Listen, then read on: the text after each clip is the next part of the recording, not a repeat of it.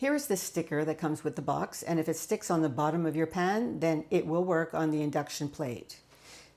Stainless steel will work for the most part if it doesn't have a coating on the bottom.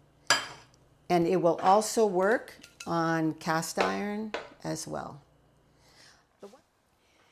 Here's the instruction manual, but I'm going to go over a few things. I like to give a visual on instructions. It just tends to stick a little better.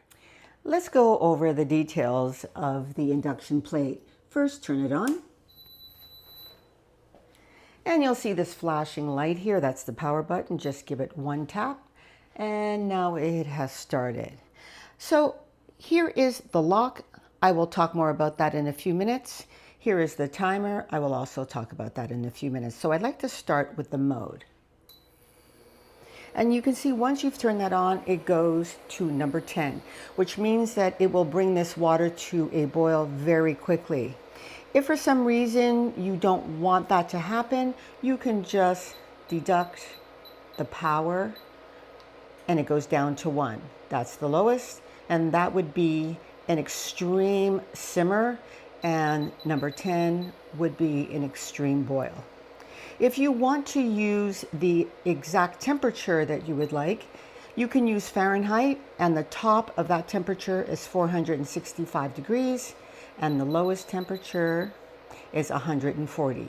If you want to use the unit in Celsius, press mode again. 240 is the top, and 60 is the lowest. So the pot of water is now on number 10, and I'm just going to bring it to a very quick boil.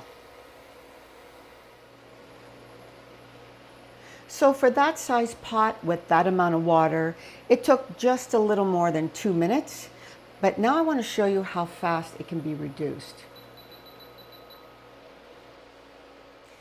If you want to use the timer, press the timer button and then just add the time that you would like. It does go up to 3 hours, and just leave it alone. It will just blink, and when it stops, that means that the time has been set.